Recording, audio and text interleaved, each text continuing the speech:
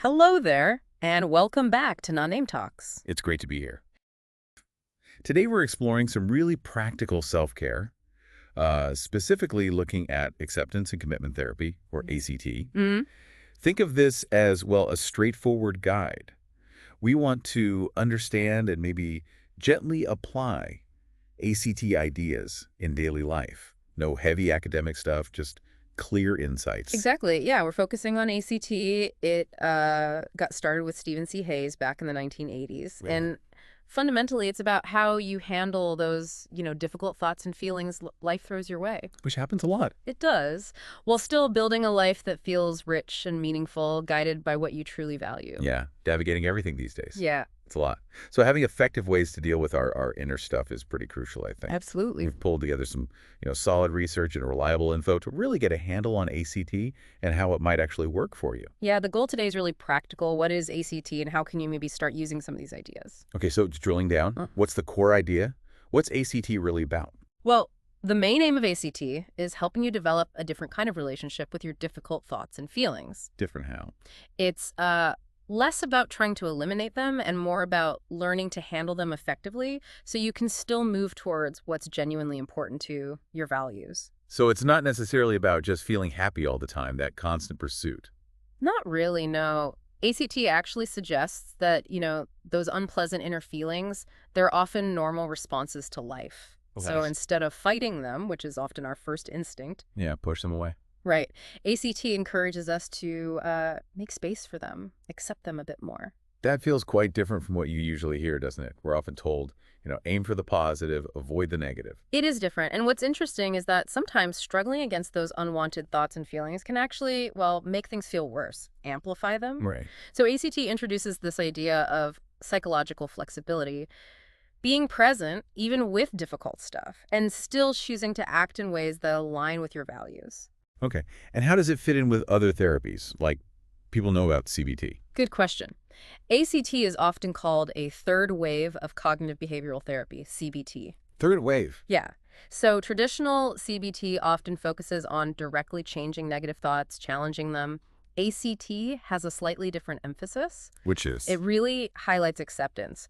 It's less about trying to get rid of painful feelings because, let's face it, they're part of being human, and more about learning to live a full life even when they show up. So it's more about shifting our relationship to those thoughts and feelings. Precisely. Yeah, ACT is very experiential. It focuses on your unique individual experience, your relationship with your thoughts and feelings, encouraging you to just observe them, maybe without immediately judging them. Is it like a short-term fix or more of an ongoing approach? It's a really good point. Unlike some therapies that might have a specific sort of end goal or fixed duration, ACT is really seen as more of an ongoing process. Like a life skill. Exactly. It's about integrating these principles into how you navigate daily life, not just using techniques to fix one problem and then stopping. Okay, that gives us a really solid foundation. Now, I know ACT has these 6 core principles. That might sound a bit technical, It can sound that way initially. but I think we can break them down into simple, gentle ways to actually practice them. Where should we start? Okay, let's start with cognitive diffusion. That's the first one. Diffusion. Okay. Think of this as learning to see your thoughts as thoughts. Just words or images in your head, not necessarily the absolute capital T truth. Right, not commands you have to obey. So how can we practice that easily? A really simple way is just to notice thoughts when they top up. And you can try adding a little phrase like mentally saying to yourself, I'm having the thought that. Ah, okay. So if I think this is too hard, You notice it and say, okay, I'm having the thought that this is too hard. It just creates a little bit of distance, a little space between you and the thought. so you're acknowledging it, but not automatically buying into it. Exactly. Yeah. There's this technique where you might first say, I am thinking that before the negative thought. Then, to get even more distance, you could shift to, I notice that I am having the thought that I am. I notice. I like that. Observing it. Right. Observing the thought rather than getting totally tangled up in its content. That makes a lot of sense. Okay, what's the next core idea? The next one is often called expansion, or sometimes just acceptance. Expansion. This is about making room for those uncomfortable feelings, sensations, urges, instead of trying to suppress them or push them away. Which is hard. Our instinct is often to Get rid of bad feelings. Yeah. How can we gently create this space? Well, when a difficult feeling comes up, say anxiety, try to first notice where you feel it in your body. Is it a tightness, heat, a Yeah. knot? Okay, locate it. Yeah. And then instead of immediately trying to make it vanish, see if you can just breathe into it, almost like creating a little space around it in your body. Acknowledge it's there without letting your mind spin a huge story about it. So observing the physical sensation without adding judgment. Yeah. There's a related technique where you observe the feeling and its physical effects, maybe sweating, fast heartbeat, whatever it is for you. And then you consciously slow down your breathing, trying to relax around the sensation, sort of accepting the feeling is present without letting it dictate your actions. It's about willingness to feel. Willingness. That sounds really powerful, actually. Okay, what's next on the list? Next up is contact and connection with the present moment. Mindfulness, basically. Very much related, yes. It's simply about being fully aware and engaged in what's happening right here, right now. Which is so challenging sometimes with phones buzzing and a million thoughts. Yeah. What are some easy ways to just tune back in? One simple way is to pick a routine activity and really engage your senses. Maybe it's drinking your morning coffee or taking a short walk or even washing dishes. Okay. Really notice the sights, the sounds, the smells, tastes, the feeling of the water or the ground. Just fully immerse yourself for a minute or two. Bringing the focus back from, well, worrying about the future or dwelling on the past, which we do a lot. Exactly. Stress often pulls us into those modes. By focusing on the present, we can gain a bit more clarity, maybe see current challenges more clearly, instead of being lost in what-ifs or if-onlys. Good reminder. Okay, that's 3. What's number 4? Number 4 is the observing self. This is a slightly more subtle concept, perhaps. Okay. It's about learning to connect with the part of you that notices your thoughts and feelings. Looking at your thoughts rather than from your thoughts. It's the part of you that's aware you're thinking. How can we connect with that? That sounds a bit abstract. A common metaphor is thinking of yourself as the sky. And your thoughts and feelings are like the weather clouds, rain, sunshine. Okay. The weather changes constantly, but the sky remains. You are the sky, the vast, stable awareness, not the fleeting clouds or storms passing through. You observe them. That's a really helpful image. So recognizing that I am not my thoughts, I am the one aware of my thoughts. Exactly. You're the context, not just the content. It relates to that self-awareness, understanding your feelings, and how they might affect you or others. Right. Okay. 5th idea, values clarification. This sounds important. Figuring out what actually matters to us. That's spot on. Values in ACT are your chosen life directions. They're the principles that guide how you want to act, what's deeply important to you at your core. Like a compass. Exactly like a compass, they guide your choices. And a key thing, unlike goals, which you can tick off a list. Right. Values are ongoing. You live them moment by moment.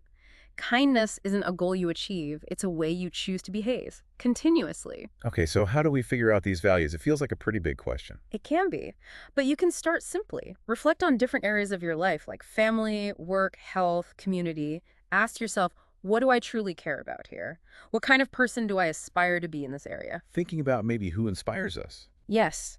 Who inspires you and why? What qualities do you admire?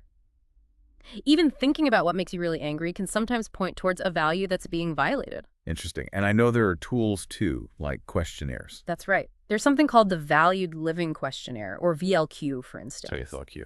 It helps you think about different life domains, relationships, work, education, self-care, spirituality, community, lots of areas, and rate how important they are to you, and then how consistently you feel you've been living in line with those values lately. So it's a self-reflection tool. Exactly. Not a test, just a way to check in with yourself. Am I putting my energy where my values are? Okay, so once we have a clearer sense of these values, this compass, what's the final principle? The final piece ties it all together. Committed action. Makes sense. Action. Yeah, this is about taking effective action, behaving in ways guided by your clarified values. It's about actually doing things that move you in those chosen directions, even when it's difficult, right? Even when those uncomfortable thoughts or feelings show up. So how can we start with committed action gently, not taking on huge, overwhelming things? A really great way to start is small. Identify just one small action you can take today or this week that aligns with one of your values. Like if I value connection. Maybe the small action is sending a text to check in on a friend you haven't spoken to in a while, or if you value health, maybe it's taking a 10-minute walk. Okay. And then notice how it feels. Notice what happens when you act in line with what you care about. And I guess the key is remembering that even tiny steps, consistently taken in the direction of your values, really add up over time. Absolutely. It's about building patterns of value-driven behavior, step by step. It builds self-esteem, too, when you act on what's important. This framework is really helpful. Now, shifting gears slightly, we know ACT has been studied, right? Particularly in relation to things like depression. What does the research actually tell us? Yeah, there's quite a bit of research now. One significant review, a meta-analysis, looked at 18 different studies specifically on ACT for depression. Okay, what did it find? It found that overall, ACT significantly reduced depression symptoms compared to control groups, like wait lists or treatment as usual. That's definitely promising. Yeah. And looking closer, the positive effects were clear right after the therapy ended and also at a 3-month follow-up. It seemed particularly helpful for people with mild depression and for adults. Okay. But you also mentioned something about the 6-month follow-up. Yes, that's an important nuance. In the studies included in that particular review, the effectiveness seemed to decrease somewhat by the 6-month mark. What might that suggest? Well, it could suggest that ACT isn't necessarily a cure you get and then you're done. It might highlight the importance of ongoing practice of these skills and principles to maintain the benefits. It's a way of living, remember? Right, that makes sense. Consistent application. But overall, the conclusion was positive. Yes, the conclusion was that ACT can be a valuable approach for promoting mental health management and improving quality of life for people dealing with depressive symptoms. Though, like all research, they noted limitations, differences between studies, some methodological issues in the original papers, things like that. Of course. And are there other studies supporting ACT? Oh, yes. Other research has found ACT effective for anxiety as well, sometimes showing results comparable to standard CBT. There was a literature review confirming its place as a third-wave CBT approach, and even studies looking at things like using ACT group counseling to help people dealing with long-term effects of COVID-19. Wow, okay, so it's being applied in various areas. Definitely. It seems quite versatile. It really sounds like ACT isn't just some abstract theory then. It has real-world relevance and, well, a growing evidence base behind it. How can we maybe see these principles playing out in just everyday life struggles? Well, think about common anxieties, maybe anxiety about relationships or fear of failure at work or school. These are common human experiences. ACT's approach wouldn't necessarily be to make the anxiety disappear. Instead, it would encourage you to, first, make space for that feeling the expansion part. Notice it. Okay. Then, connect with your values. What's important to you in relationships or in your work? Maybe connection or learning or contribution. Right. And then take committed action aligned with those values, even with the anxiety present. So you might still reach out to build a connection or still try that challenging task at work, carrying the anxiety with you, but not letting it dictate your choices. So it's really about changing how we respond to those inner difficult bits so they have less power, less impact on what we actually do. Exactly that. It's about learning to live life according to your values, guided by your inner compass, even when the weather inside feels stormy. The focus shifts from controlling feelings to living meaningfully. This has been incredibly helpful, really clarifying. If we were to sort of boil it down, what are the absolute key takeaways you'd want people listening to hold on to? I think the main things are: 1, the willingness to accept difficult thoughts and feelings rather than constantly fighting them. 2, taking the time to get clear on your core values, what truly matters to you. And 3, taking committed action, even small steps that align with those values. Acceptance, values, action. That's a great summary. And remember, these are practical tools you can start weaving into your daily life. Yeah, and it's so important, I think, what we discussed, that practicing this stuff can be done in simple, gentle ways. It doesn't have to be this huge, complex overhaul immediately. Absolutely not. Start small. Be kind to yourself in the process. Maybe just take a moment today to reflect on one thing that truly matters to you, and then think, is there one tiny step, just one I could take that moves me even slightly in that direction? That feels very doable. And maybe a final thought to leave people with. Consider this. What might actually change in your experience of life, and maybe even your relationship with yourself, if you shifted your focus? moved away from battling your thoughts and feelings, and more towards actively living out your values, what possibilities could that open up for you? Hmm. A powerful question. Thank you so much for joining us and sharing all this for this deep dive. My pleasure.